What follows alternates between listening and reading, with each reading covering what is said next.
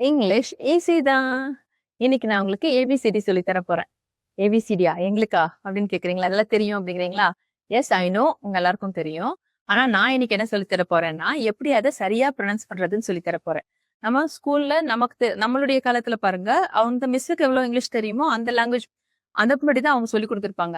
அப்போ நம்மளும் அதையே ஃபாலோ பண்ணி இத்தனை வருஷமா வந்துட்டோம்.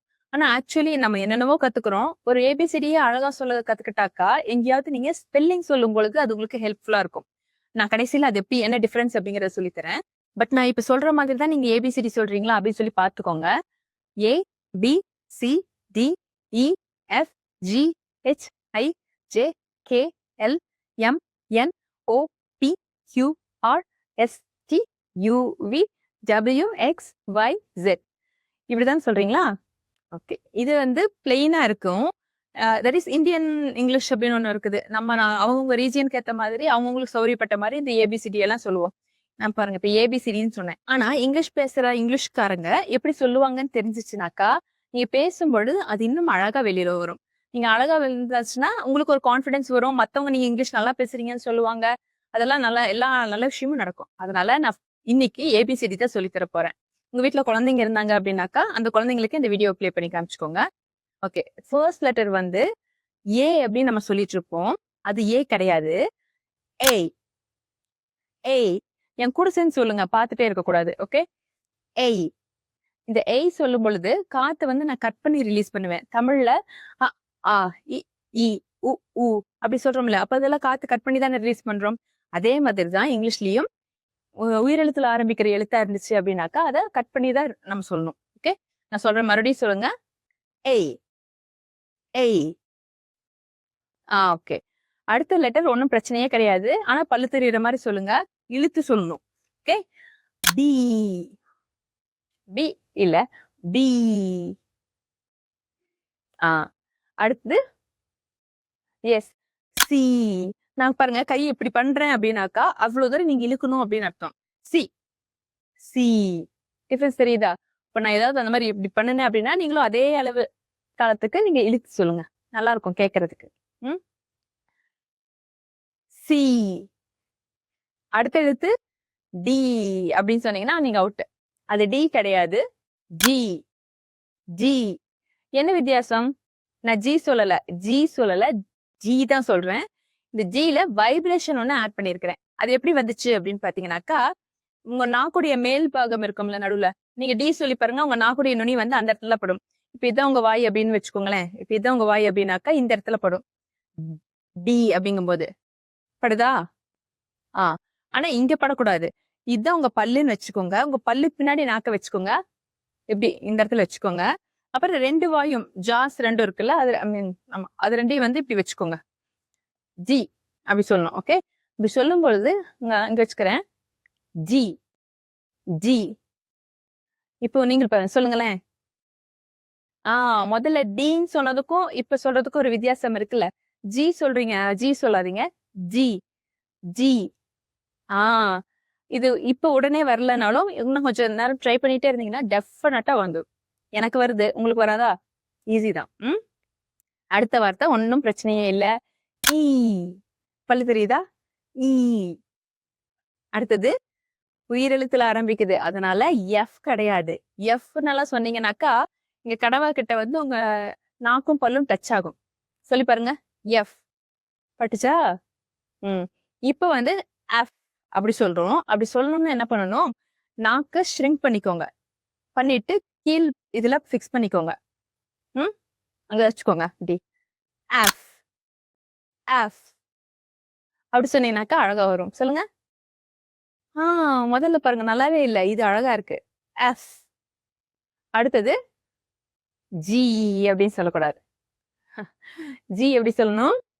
முதல்ல ஜி சொல்லும் பொழுதுமே ஒரு இது லைட்டா சொல்லணும். ஜி அப்படி சொல்லணும். அது சொல்லும் பொழுது இப்ப இதுவா பஜ்ஜி சொஜ்ஜி மாதிரி ஜி அப்படின்னு வரும். அப்படின்னு சொல்லணுமா? அதுக்கு முன்னாடி ஒரு வேலை இருக்கு. என்ன அப்படின்னா வாயை வந்து ஊ மாதிரி வச்சுக்கணும். ஆனா சவுண்ட் கொடுக்க கூடாது. ஜி. இப்ப பாத்தீங்களா அழகா இருக்கா? 2 சவுண்டும் சொல்ற பாருங்க.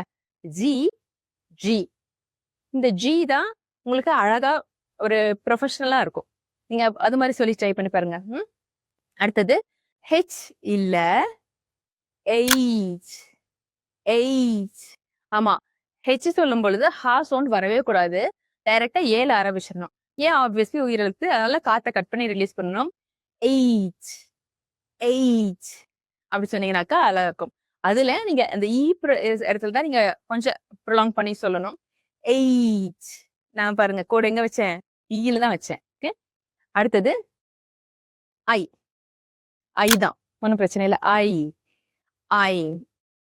அடுத்தது ஜே சொல்லும் பொழுது டைரக்டா ஜே அப்படின்னு சொல்லக்கூடாது. அப்பவே ஜி சொன்னேன் இல்லையா, அதே மாதிரி வாயு ஊ மாதிரி வச்சுக்கணும். ஒரு இட்ல ஆரம்பிக்கணும், ஜே அப்படின்னு சொல்லிட்டு அதோட நிறுத்தக்கூடாது, ஒரு ஈல நிறுத்தணும். ஓகே, என்ன பாருங்க, ஜே, ஜே. இதுதான் அதோடைய ஒரிஜினல் ப்ரொனன்சியேஷன். ஜே கிடையாது. ஓகே, அடுத்த வார்த்தை கே சொன்னீங்கன்னாக்கா இனிமே இப்படி மாத்தி சொல்லுங்க. கை இப்படி வச்சுக்கோங்க. வைக்கல, போன் பார்த்துட்டு இருக்கீங்க, கை இப்படி வைங்க. வச்சுட்டு ஹே அப்படி சொல்லணும். சொன்னீங்கன்னா உங்க வாயில இருந்து காத்து உங்க கையில படணும். அது ஃபோர்ஸா எந்த அளவு கொடுக்குறீங்களோ அந்த அளவுக்கு ஹே அழகா வரும். ஓகே, நம்ம இங்கிலீஷ் படம் எல்லாம் பாக்குறப்போ அவங்க பேசுற ஓகேவே அப்படி சொல்லுவாங்க. அவங்க ஓகே அப்படிதான் சொல்றாங்க. அவ்வளவு அது இந்த மாதிரி தான் ப்ரொனவுன்ஸ் பண்றது, வேற ஒண்ணுமே இல்லை. ரொம்ப ஈஸி. நீங்க என்ன பண்ணணும், இங்க அடி வயிற்றுல இருந்து அப்படின்னு சொல்லுவாங்களா, அந்த மாதிரி வயிற்றுல இருந்து அந்த காத்தை எடுத்துட்டு வந்து இங்க இருந்து ஃபோர்ஸா ரிலீஸ் பண்ணணும். அப்படி பண்ணினீங்கன்னாக்கா அது கே அப்படின்னு வரும். அந்த கே அப்படின்னு நிறுத்திடக்கூடாது. எப்படி நம்ம ஜேக்கு பண்ணணுமோ அது ஜே அப்படின்னு சொன்னோம் இல்லையா, அதே மாதிரி இதையும் ஹே அப்படின்னு சொன்னோம். இது பாருங்க மிஸ் ஆகுது, ஆனா நான் சொன்ன மாதிரி ட்ரை பண்ணுங்க. கை இப்படி வச்சுக்கணும், ஹே, ஹே வந்துரும். ஹே ஈ தான் நான் சொன்னேன், நான் நிறுத்தல. நீங்களும் ஃபாலோ பண்ணிக்கோங்க. கே பாப்னு சொல்லாதீங்க, கே மூவிஸ்ன்னு சொல்லாதீங்க. Korean movies, Korean pop songs அதெல்லாம் தான். அதெல்லாம் சொல்லும் பொழுது நீங்க கே அப்படின்னு சொல்லுவோம். கே பாப், கே மூவிஸ் அப்படின்னு சொன்னீங்கன்னாக்கா ஸ்டைலிஷா அழகா இருக்கும். சரியா? ஓகே, அடுத்தது என்ன வார்த்தை, எல்லா. அல், அல். இந்த எல் சொல்லும் பொழுது பாருங்க, நான் உங்களுக்கு புரியுறதுக்காக உங்களுக்கு எது பழக்கமா இருக்குதோ அந்த சவுண்ட் சொல்லி தான் சொல்றேன். எல் சொல்லும் பொழுது நீங்க எல்னு சொன்னீங்கன்னா அகைன் அது பாருங்க இந்த இடத்துல படுது. படம் மறுபடியும் என்ன பண்ணணும், நாக்க ஷ்ரிங்க் பண்ணணும், கீழே ஃபிக்ஸ் பண்ணிக்கணும், பண்ணிட்டு சொன்னீங்கன்னா கரெக்டா வரும். ஆவ். இல் சொல்லும் போது பாருங்க மிஸ் பண்றீங்க. இல்லெல்லாம் உள்ளெல்லாம் போகக்கூடாது. அகைன் இதுதான் உங்க வாய் அப்படின்னாக்கா இங்கெல்லாம் படக்கூடாது, இந்த இடத்துல படணும். பல்லுக்கு பின்னாடிதான் அந்த இல் வந்து வரணும். அது ரொம்ப லைட்டா அழகா சொன்னீங்கன்னா நல்லா இருக்கும். ஆவ் நல்லா இருக்கா? எல் நல்லா இருக்கா? That's the difference. நீங்க சொன்னா தப்பா அப்படின்னு கேட்டீங்கன்னா தப்பு கிடையாது. தமிழ்நாட்டுல நீங்க பேசுறீங்க அப்படிங்கிறப்போ உங்களுக்கு எல்லாமே நீங்க இப்ப இதுக்கு முன்னாடி என்ன சொல்லிட்டு இருந்தீங்களோ அது மாதிரி எல்லாம் ஓகே தான். தமிழ்காரங்க கூட பேசும்பொழுது அந்தந்த லாங்குவேஜ் காரங்க கிட்ட பேசும்போது எல்லாம் ஒன்றும் பிரச்சனை இல்லை. ஆனா நீங்க ஒரு ப்ரொஃபஷனலா பேசணும் அப்படின்னு ஆசைப்பட்டாக்கா மட்டும் இந்த வீடியோவை கண்டினியூஸா பாருங்க. ஏன்னா இந்த இதுல நான் உங்களுக்கு சொல்லி தரது எல்லாமே நீங்க பிராக்டிஸ் பண்ணிட்டு நீங்க பேச ஆரம்பிக்கும் போது அது ரொம்ப அழகா வெளியில வரும். நீங்க என்ன நம்பலாம். ஆமா, நான் ஒரு சின்ன சின்ன சேஞ்சஸ் தான், ஆனா அது நீங்க பண்ணிட்டீங்கன்னாக்கா உங்க அவுட்புட் செம்மையா வரும். அதுக்காக தான் நான் சொல்லி கொடுத்துட்டு இருக்கேன். ஏபிசிடி சொல்லி தருவாங்களா யாராவது? ஆனா நான் சொல்லி தருவேன். எதுக்காக? நீங்க அழகா பேசணும்னு நான் ஆசைப்படுறேன். நீங்க எத்தனை விஷயம் தெரிஞ்சுக்கிறீங்கிறது வேற. நான் எப்பவும் சொல்றதான், தெரிஞ்சுக்கிறது வேற மேட்டரே கிடையாது. தெரிஞ்ச விஷயத்த எப்படி ப்ரெசென்ட் பண்றீங்க அப்படிங்கிறது தான் விஷயம். அதுக்காக தான் இதை சொல்லித்தரேன். சரியா? சோ எல் சொல்லுவீங்கல்ல, எப்படி சொல்லணும்? ஆல். நான் சொல்றேன், கூட சேர்ந்து சொல்லுங்க. ஆல், ஆல் வந்துரும். முதல்ல வரலனாக்கா அதுக்காக கிவ் அப் பண்ணிடாதீங்க. அடுத்தது இதே மாதிரி தான் ஆம். எம் இல்ல, ஆம், ஆம். அடுத்த வார்த்தை என் இல்ல, ஆன், ஆன். அடுத்த வார்த்தை ஓன்னு டைரக்டா சொல்லிடக்கூடாது. ஓ, என் வாய் ஓ மாதிரி இருக்கா, ஓ அந்த மாதிரி சொல்லக்கூடாது. அதுக்கு பதில் என்ன பண்ணணும், அதோடைய கரெக்டான சவுண்ட் எப்படி வரும்னு பாத்தீங்கன்னா வாய ஆ மாதிரி வச்சுக்கணும். ஆ மாதிரி வச்சுட்டு ஓ சவுண்ட் விட்டீங்கன்னா உங்களுக்கு ஒரு சவுண்ட் நடுவுல வரும். அந்த சவுண்ட் தான் ஓ உடைய சவுண்ட். அது எப்படி சொல்லுவோம்னா, என்ன பாத்துக்கோங்க. ஆ, ஓ, ஓ, ஓ. இந்த சவுண்ட் தான் கரெக்ட். சரிங்களா? இது பிராக்டிஸ் பண்ணுங்க, இதுவும் வந்துடும். எடுத்த உடனே ஓ மட்டும்தான் உங்களுக்கு வாயில வர மாதிரி இருக்குது அப்படின்னா டோன்ட் டு தட். கொஞ்சம் கொஞ்சமா பிராக்டிஸ் பண்ணி அதை ஓ ஆக்கிக்கோங்க. சரியா? அடுத்த வார்த்தை பீயா. பீ கிடையாது. அகைன் கை வச்சுக்கோங்க, 2 லிப்ஸையும் மூடிக்கோங்க. பி. காத்து வந்து உங்க கையில ஃபோர்ஸா படணும். B B. இந்த சவுண்ட் வந்து கரெக்டான சவுண்ட். ஹாரி பாட்டர் எல்லாம் பாப்பீங்களா? அதுல சொல்லுவாங்கல்ல பாட்டர் பாட்டர். அது பி. நீங்க இப்ப நீங்க இதுக்கு முன்னாடி கவனிச்சிருக்கல அப்படின்னா, இப்ப வந்து அந்த மாதிரி படம் எல்லாம் பார்க்கும்போது பாருங்க, பி வர இடம் எல்லாமே பி தான் வரும். சரியா? அந்த எங்க ப்ரொனன்சியேஷன் வந்தாலுமே ப்ரொனன்சியேஷன் தான் அது. சரியா? சோ பாத்துக்கோங்க, கவனிங்க. முதல்ல கவனிக்க ஆரம்பிச்சீங்கன்னா அப்புறம் நீங்க பிராக்டிஸ் பண்ண ஆரம்பிச்சிருவீங்க. அடுத்த வார்த்தை கியூ. அதுல ஒன்றும் பெருசா சேஞ்ச் கிடையாது. கியூ. அடுத்த வார்த்தை ஆர் அப்படின்னு சொல்லுவோம். ஆருக்கு பதில் நீங்க என்ன சொல்லலாம்? ஆர். ஆர். அந்த லா சொல்லுவோம்ல தமிழ்ல, லா அப்படிங்கும்போது இது மேல வந்து இந்த இதுல வந்து இப்படி முட்டும். தமிழ் அப்படிங்கும்போது இந்த இடத்துல முட்டும். இப்படி முட்டாம இப்படி அந்த இடத்துல பாதியில வச்சீங்கன்னு வச்சுக்கோங்களேன். தெரியுதா? இப்படி பாதியில வச்சீங்கன்னாக்கா அப்போ ஒரு சவுண்ட் வரும். அந்த சவுண்டு தான் இழ். இழ். இழ் கிடையாது, இழ். நான் இருதான் சொல்றேன். அந்த சவுண்ட் வந்து உங்களுடைய நீங்க இங்கிலீஷ்கார மாதிரி இங்கிலீஷ் பேசணும்டா அப்படின்னு சொல்லி ஒரு ஆசை வந்துச்சுனாக்கா, இது நான் சொல்ற மாதிரி இதெல்லாம் ஃபாலோ பண்ணி பாருங்க. உங்களுக்கு நிஜமாவே அது ரிசல்ட் கிடைக்கும். ஹாரி, சாரி சொல்றோம் இல்லையா? ரெசிடென்ஸ் அந்த மாதிரி சொல்றதுக்கு எல்லாமே இந்த இழு தான் வரும். ஆருடைய சவுண்ட் வந்து ஆர். ஆர். ஆர். ஓகேங்களா? பிராக்டிஸ் பண்ணா கண்டிப்பா வந்துடும். அடுத்தது எஸ் இல்ல, கரெக்ட். எஸ். எஸ். காத்து கட் பண்ணி ரிலீஸ் பண்ணிருக்கீங்க. Very good. எஸ்.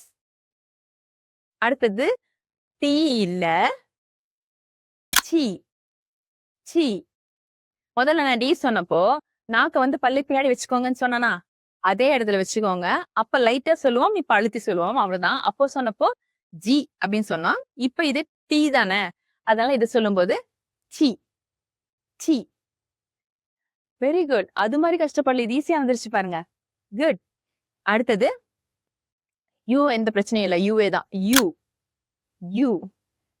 அடுத்தது வி சொல்லும்போது டைரக்டா நம்ம வி அப்படின்னு சொல்லி இருக்கக்கூடாது. அதுல என்ன சொன்னோம், லைட்டா ஒரு அப்படிங்கிற சவுண்ட் வைப்ரேஷன் கொடுக்கணும். வி. வி. கேக்குதா? வி. வி. அது சொல்லி சொல்லுங்க எப்பவுமே. எப்ப வி சொன்னாலுமே வி தான் அது. அடுத்தது டபிள்யூ அப்படின்னு சொல்ல முடியாது. என்னன்னு சொல்லணும் தெரியுமா? டபிள்யூ. டபிள்யூ. டபுள். டபுள் அப்படின்லாம் சொல்லாதீங்க. அது தமிழ்ல வந்து பொதுவா அது எழுதும் பொழுது அப்படி போடுவோம். ஆனா ஆக்சுவலி அப்படி அது அது ஒரு தவறான உச்சரிப்பு. நீங்க அப்படி பண்ணாதீங்க. டபிள்யூ. டபிள்யூ. எஸ். அடுத்தது பாருங்க, இல் சொல்லும்போது உள்ள போறது. முதலே சொன்னல, உங்க பல்லு பின்னாடி தான் நீங்க இல் சொல்லணும். டபுள். டபுள். டபுள். டபிள்யூ. இப்ப கரெக்ட். டபிள்யூ. அடுத்தது எக்ஸ் இல்ல, எக்ஸ். எக்ஸ். எக்ஸ். குட். அடுத்தது ஒய் கிடையாது, வை. வை. வை. இந்த சவுண்ட் பாருங்களேன், நான் வாய் மாத்தினதும் உங்களுக்கு சவுண்ட் டிஃப்ரெண்டா மாறிடும். வை. வை. வை. மாறி மாறி சொல்லும்போது ஒவ்வொரு தடவையும் ஒரு சவுண்ட் வரும்.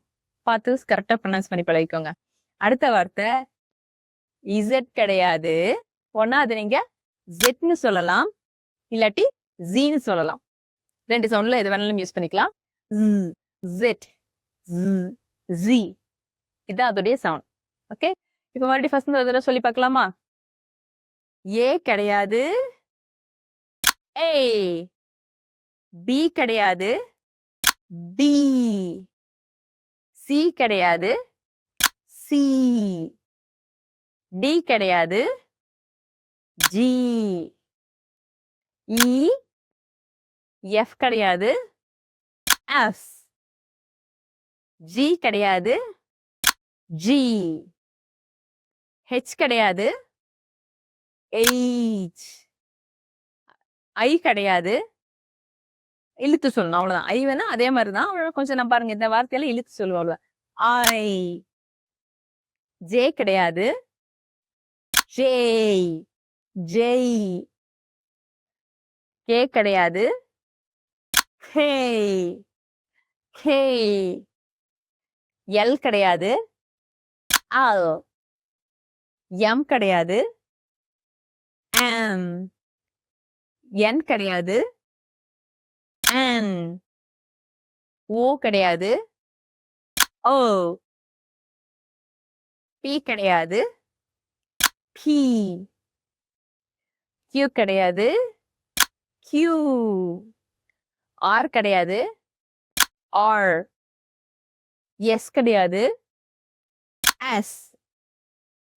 டி கிடையாது. காஃபின்னு சொல்றேன்னு நினைச்சுக்காதீங்க.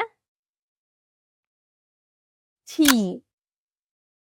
யூ கிடையாது. யூ. வி கிடையாது. வி. டபிள்யூ கிடையாது. டபிள்யூ. எக்ஸ் கிடையாது. எக்ஸ்.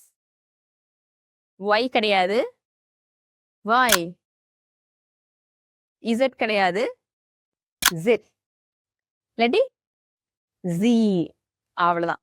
இப்ப யாராவது உங்களுடைய பேர் கேக்குறாங்கன்னு வச்சுக்கோங்களேன். இப்ப இது நான் இருக்கிறது ஈரோடுல, அதனால நான் வந்து இப்ப எங்க ஊர் பேர் என்ன ஸ்பெல்லிங் சொல்லுங்க அப்படின்னு கேக்குறாங்கன்னு வச்சுக்கோங்க. அப்ப நான் 2 விதமா சவுண்ட் சொல்றேன் பாருங்க. 2ல உங்களுக்கு எது பிடிச்சிருக்குன்னு நீங்களுக்கு தெரியும். ERODE இப்படி சொன்னா நல்லா இருக்குதா? EROGE இப்படி சொன்னா நல்லா இருக்கா? சென்னை அப்படின்னா CHENNAI அப்படி சொன்னா நல்லா இருக்கா? CHENNNAI இது நல்லா இருக்கா? CHENNAI அது எப்படி இருக்கு? That's difference. நீங்க கொஞ்சம் உங்களுக்கே தெரியாது இதெல்லாம் ஒரு பெருசா தெரியுமா வெளியில அப்படின்னு நீங்க நினைக்கலாம். ஆனா இந்த குட்டி குட்டி விஷயங்கள் தான் உங்களை ரொம்ப அழகா வெளியில காட்டும். அதனாலதான் நான் மெனக்கெட்டு ABCDக்காக நீங்க நினைக்கலாம் போயும் போயும் ABCDக்காக அப்படின்னு நினைக்கலாம். ஆமா, அந்த போயும் போயும் ABCDக்காக நான் மெனக்கெட்டு ஒரு வீடியோ போட்டிருக்கேன். ஏன்னா இது டெஃபினட்டா உங்களுடைய லாங்குவேஜ அவ்வளவு அழகா வெளியில கொண்டு வரும். சரியா? இனிமே நீங்க ஏதாவது எங்கேயாவது பேசும்பொழுது ஸ்பெல் பண்ணும் பொழுது ட்ரை பண்ணி பாருங்க. இந்த மாதிரி பேசி பழகுனீங்கன்னாக்கா நல்ல ரிசீவருக்கு அழகா கேட்கும். அவங்க உங்களை நல்லா ஒரு பாசிட்டிவா பார்ப்பாங்க. அதுக்குதான். சரியா? இதை நீங்க மட்டும் கேட்காம உங்க வீட்டுல குழந்தைங்க இருந்தாங்கன்னாக்கா ஆப்வியஸ்லி அவங்களுக்கு தேவைப்படும்ல. சோ அவங்ககிட்ட போட்டு அவங்கள பிராக்டிஸ் பண்ண வச்சுக்கோங்க. ஸ்கூல்ல போனீங்கன்னாக்கா அந்த குழந்தை ABCDன்னு தான் படிக்க ஆரம்பிச்சிடும். அதனால முன்னாடியே நீங்க அப்படியே படிச்சுட்டு இருந்தாலும் சரி, இந்த மாதிரி பிராக்டிஸை மாத்தி கொடுங்க. அந்த குழந்தை ஸ்கூல்ல போய் பேசும்போது அதுவும் அவங்களுக்கு ரொம்ப அழகா போய் ஹெல்ப் பண்ணும். அதனால நீங்க இந்த வீடியோஸை ப்ளே பண்ணி கேட்டு பார்த்துட்டே இருங்க. சரியா? இப்போ நீங்க கத்துக்கிட்ட இந்த ABCDயை வச்சு நீங்க இங்கிலீஷ் பேச ஆரம்பிச்சா இங்கிலீஷ் ஈஸி தான். தேங்க்யூ.